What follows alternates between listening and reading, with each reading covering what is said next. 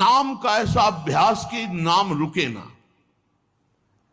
एक संत के एक शिष्य थे, तो शौच में भी नाम जप कर रहे थे, कृष्ण कृष्ण कृष्ण कृष्ण। किसी ने देखा, जाके उनके गुरुजी से कहा, महाराज ये तो बहुत ही भ्रष्ट है। क्यों?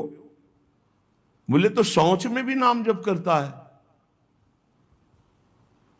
ओ बड़ाई ना करके उसकी बुलवाया, शौच में नाम जप करते हो? गुरुजी ने कह दिया।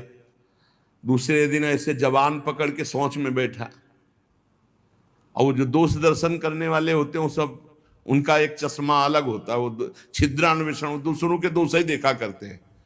दूसरे दिन वो गए, बोले महाराज आज तो मुंह में हाथ डाले बैठा, ऐसे ऐसे बैठा था। तो बुलाया और कहा, भाई वैष्णव होकर तुम अवैष्णव काम करते हो, शौच के समय ऐसा नहीं, मुख में हाथ क्यों डाले थे? तो रोने लगे, बोले गुरुजी आपकी आज्ञा भी नहीं टाल सकते, और मुझसे नाम के बिना रहा नहीं जाता, इसलिए मैंने जवान पकड़ा कि जवान से नाम ना निकले, पर उस समय भी हृदय से चल रहा था, हृदय से लगा लिया और कहा, बेटा तुम्हारा जीवन धन्य हो गया। गुरु के मना करने पर भी नाम जब ना उनकी आज्ञा का पालन हो, तो इसलिए जवान पकड़ लिया, पर खुल के कह दिया कि गुरुजी शौच में भी हृदय से नाम चल रहा, हम नहीं छोड़ पाएंगे। तो बोले यही जीवन का सार, और हृदय से लगा लिया। और छिद्रान्वेषण वाले को कहा, आज के बाद हमारे सामने मत आना, हमसे रहा ना जाए, हमको कसम दिला दी जाए तो भी ना रहा जाए। एक संत के पास एक गए, बोले 18 साल से आपने कहा था राम राम जप को, तो हमने जप किया, लेकिन हमको कोई दिव्यता तो समझ में आई नहीं। तो उनका, अच्छा हमें गुरु मानते हो? बोले हाँ गुरु मानते हैं, आपको पक्का मानते हैं। बोले तुम्हें हमारी कसम है, बस कल तक ये नाम ना जपना, फिर कल आओगे तो हम ऐसा मंत्र देंगे कि बहुत जल्दी तुम्हारे को सिद्धि प्राप्त हो जाएगी। तो ठीक है, प्रणाम करके चले, फिर अभ्यास।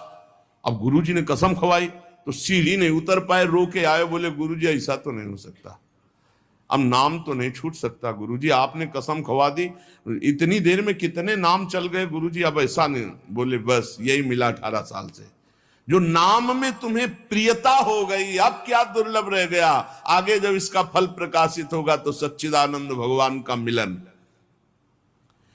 तो हमारा स्वभाव बन जाए कि रहा ना जाए बिना भजन के, हमारा जीवन भजन बन जाए। मत प्राणाह उसे ही कहते, हर श्वास में भगवान का स्मरण। गोपीजनों के लिए भगवान ने कहा, मन मनस का ता मन मनस का मत प्राणा मदर्थ त्यक्त दहिका। मन मनस का, उनका मन मैं हूं, उनका प्राण मैं हूं। गोपियों के हृदय में श्री कृष्ण प्राण है, गोपियों के मन श्री कृष्ण है। मेरे लिए समस्त देह सुखों का त्याग कर दिया। देखो भगवत प्राप्ति ऐसे नहीं होती। मेरे मन से जीवित हैं गोपियां। भगवान ने कहा मेरे प्राण ही गोपी के प्राण है। भगवान के प्राणों से अनुप्राणित, भगवान के जीवन से जीवित। ये क्यों? भगवद स्मरण। हर श्वास तो भगवान को प्राण समर्पित, हर वृत्ति तो चित्त और मन समर्पित, पूरा निश्चय भगवान मेरे तो बुद्धि समर्पित, और अहम भगवान के दासत्व में समर्पित। जब श्री भरत जी महाराज चित्रकूट जा रहे हैं, तो भरद्वाज जी के आश्रम में तो उनको रात्रि में बड़ा संकोच हो रहा है भरद्वाज जी से एकांत में मिलने की, क्योंकि भरत जी को एक अंदर चुभन थी कि मेरे को ही लक्ष्य बनाकर कैकेयी मैया ने राम जी को 14 वर्ष का वनवास, तो बड़ा कि मैं ही ऐसा कलंकी हूं जिसके कारण मेरे प्रभु को इतना कष्ट, तो बड़ा सकुच कर रहे थे। और वहां चर्चा हो रही थी। भरत जी पधारे हैं तो कहा, भरत सरिस को राम सनेही, जगु जप राम राम जप जेही। अरे भरत जैसा राम प्रेमी कौन हो सकता? सारा संसार राम राम जपता है, पर राम जी क्या जपते हैं? श्री भरत श्री भरत श्री भरत। भरत सरिस को राम सनेही, जग जपु राम राम जपु जेही। भरत जी के समान कौन प्रिय? क्यों? भरत जी जैसे राम जी को निरंतर जपते, ऐसे राम जी श्री भरत ऐसा जपते हैं। प्रेमी का हृदय हर समय अपने प्रीतम के चिंतन में तन्मय रहता है। विलक्षणता उसी में आती जो निरंतर भजन परायण रहता है। भगवान का स्वभाव, भगवान की महिमा, भगवान का प्रभाव उस भक्त के हृदय में उतरने लगता है जो निरंतर भगवत चिंतन परायण रहता है। यहां सावधानी रखनी है। भजन परायण होने पर भी हमारे अंदर चाह नहीं पैदा हो रही तो कोई न कोई हम में त्रुटि हो रही है।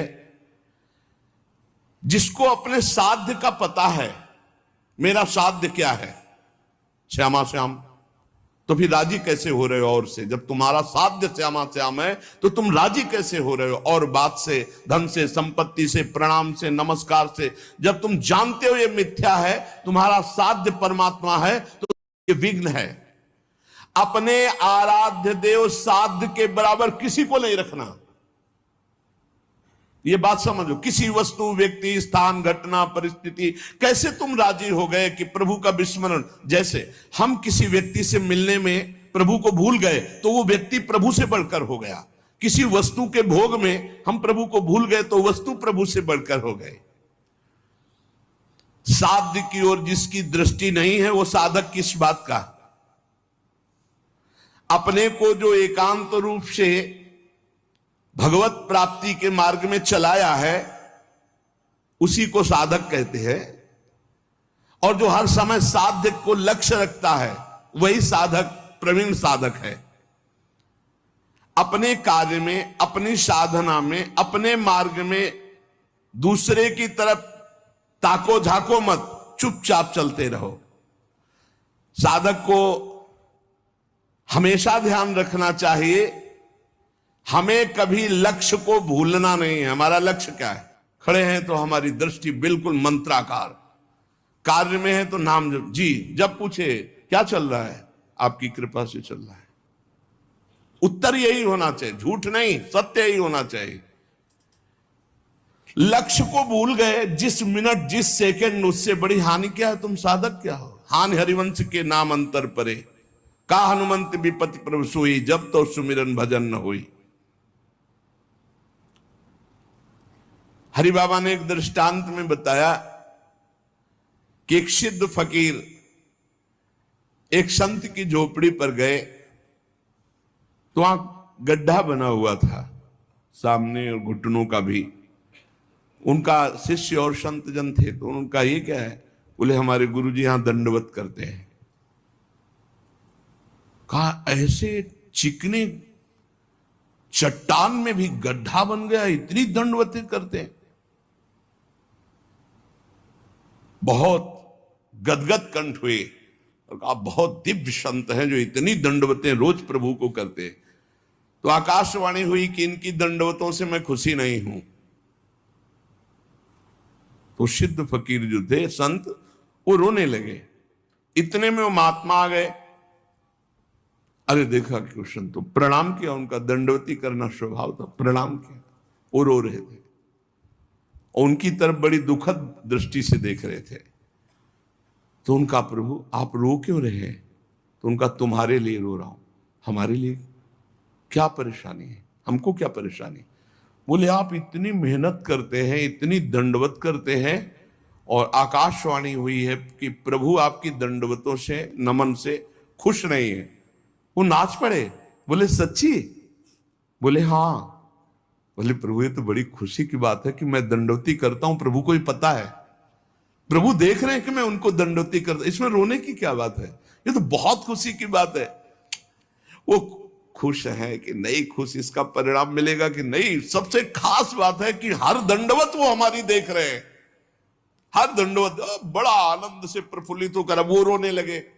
आनंद अश्रु इस बात से कि प्रभु मेरी हर दंडवत को देख रहे हैं, स्वीकार करें ना करें, लेकिन मेरी दंडवत को देख रहे हैं, मेरी साधना को देख रहे हैं। थोड़ी देर में यह आकाशवाणी फिर हुई, ऐ संत, मैं तुम पर बहुत प्रसन्न हुआ, तुम जो चाहो मांग सकते हो। तो जो सिद्ध महापुरुष आए हुए थे उन्होंने कहा, अभी तो आपने आकाशवाणी की थी कि इनकी बंदगी, इनकी दंडवत से आप प्रसन्न नहीं, अभी आप कहते हैं मैं बहुत प्रसन्न हूं, तो इतनी देर में कौन सी साधना हो गई? बोले इतनी देर में जो इनका अपनापन मेरे लिए है, उमंग है, वो इनकी जो जागृत हुई, उसी उमंग और अपनेपन से मैं बहुत प्रसन्न हो गया और इनकी साधना पूर्ण हुई। एक क्षण लगता है। हमको ये नहीं देखना कि इसका परिणाम क्या होगा, हमको अपनी दिनचर्या, अपनी नियमावली करना, इसी से भगवान भी कह दे मैं प्रसन्न नहीं, तो ये बात तो है कि आप देख रहे हो ना, बस इतनी बात बहुत है, आप देख रहे हो बस। शनै शनै रूपरमेद बुद्ध्या धृति गृहीतया आत्म संस्तम मनः कृत्वा न किंचित चिंतयेत। धीरे धीरे ऐसा अभ्यास बनाओ, सब जगह से मन को बार बार हटाकर नाम में लगाओ और कुछ चिंतन न हो, अपने प्रभु का भजन। दूसरी किसी वस्तु, व्यक्ति, चीज का चिंतन ना होने पावे, जहां जहां मन जाए वहां वहां से हटा करके अपने लक्ष्य में, अपने प्रभु में। साधक धैर्यवान होना चाहिए, विश्वासी होना चाहिए,